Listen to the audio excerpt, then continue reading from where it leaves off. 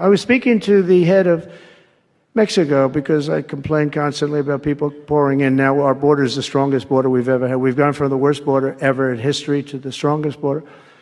But I was speaking to the president of Mexico, a very wonderful woman, actually.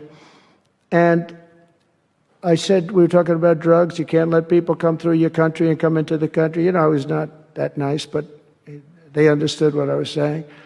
And she said something that really got me. I said, you're not a big drug-taking nation? And she said, no, we are not a consumer. And I said, a consumer, an interesting word. We're not a consumer nation. We're not a consumer of drugs. I said, what an interesting, and why is that?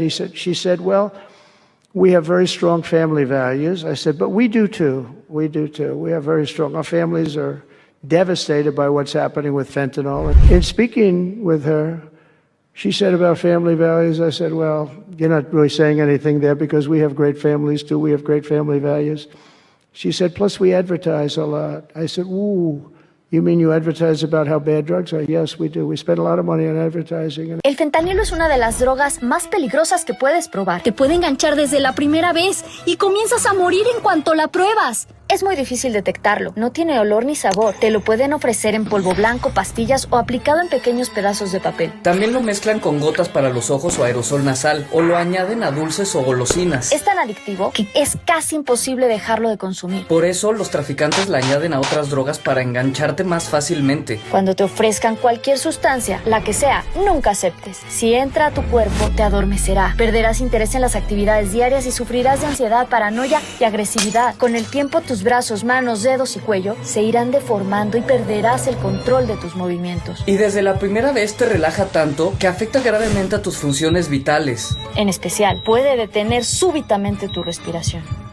¿Ves? No te arriesgues. Si te drogas, te daña. La felicidad que necesitas está en ti, con tu familia, tus amigos y la comunidad. CEP, Gobierno de México. Unbelievable. That was such a great conversation because we're going to spend hundreds of millions of dollars advertising how bad drugs are so that kids don't use them, that they chew up your brain, they destroy your teeth, your skin, your everything.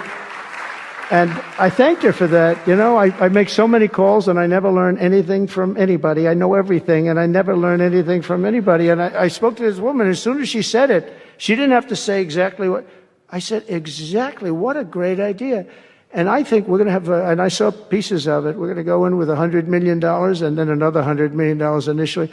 But I saw some of the ads and they are really violent. I said, you have to make them strong. Your skin practically comes off after a period of time. You lose your hearing. You lose your teeth. It is terrible. And we show this happening to people. You know, they have no idea the viciousness of these cartels and these people. And they're smarts. I mean, they're very smart, tough people, making a fortune, by the way, an absolute fortune. But we got it down 18%, which was a record.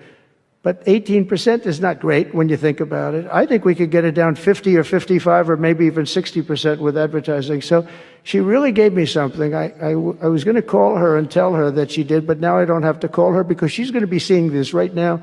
So to the President of Mexico, thank you very much. I appreciate it. We're going to do a great advertising campaign saying how bad it is, how drugs are so bad for you.